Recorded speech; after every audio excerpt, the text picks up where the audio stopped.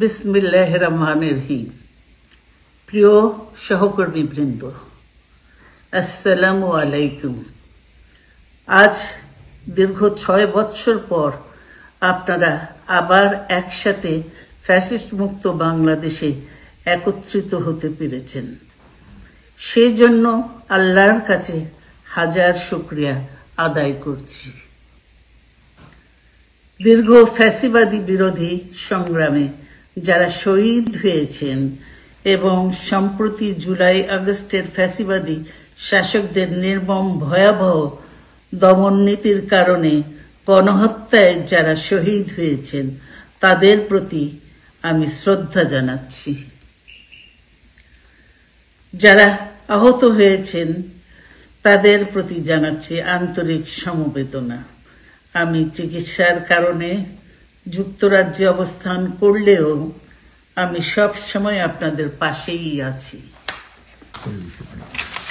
দীর্ঘ 15 বছর গণতন্ত্রের জন্য, আমার মুক্তির জন্য আপনারা যে নিরন্তর সংগ্রাম করেছেন এবং আমাদের অসংখ্য সহকর্মী প্রাণ দিয়েছেন, জুলুম নির্যাতনের শিকার হয়েছেন এবং প্রায় 1.25 লক্ষ মিথ্যা মামলায় জর্জরিত হয়েছে, এখন আদালতের বারান্দায় ন্যায় বিচারের জন্য ঘুরে বেড়াচ্ছেন।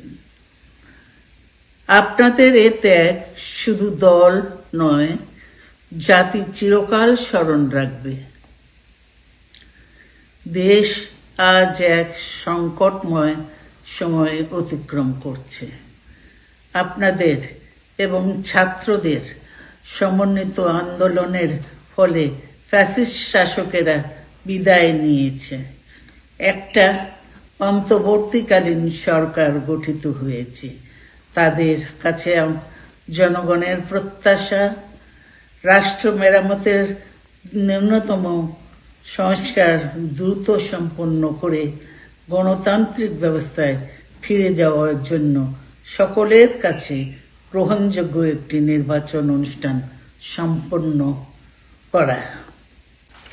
আমার অবর্তমানে দলের ভারপ্রাপ্ত চেয়ারম্যান, সিনিয়র নেতৃবৃন্দ এবং আপনাদের সকলকে সাথে সঙ্গে নিয়ে নিরন্তর কাজ করে দলকে সুসংহত করেছেন।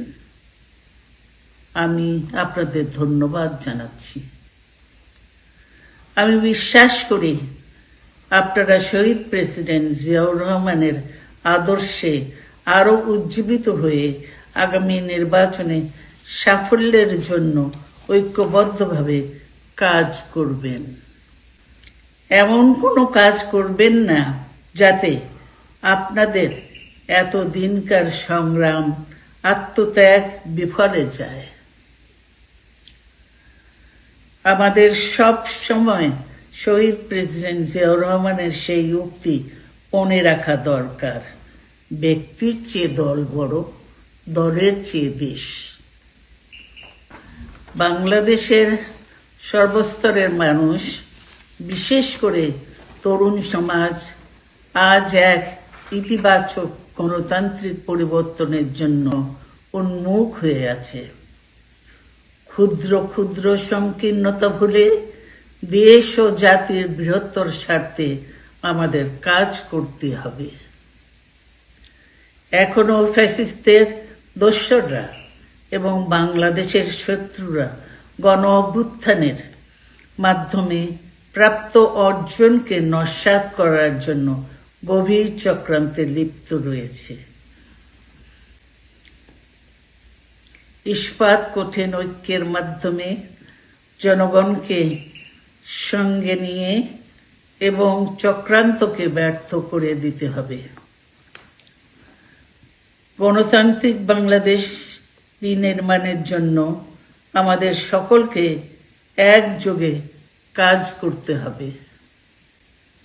আসুন আমরা আগামী দিনগুলোতে শহীদ জিয়াউর রহমানের স্বপ্নের আধুনিক, সমৃদ্ধ ও গণতান্ত্রিক বাংলাদেশ বিনির্মাণের জন্য আমাদের সর্বশক্তি নিয়োগ করি এবং এত ত্যাগের বিনিময়ে প্রাপ্ত এই অর্জনকে সুসংগত এবং ঐক্যকে আরো বেগবান করি।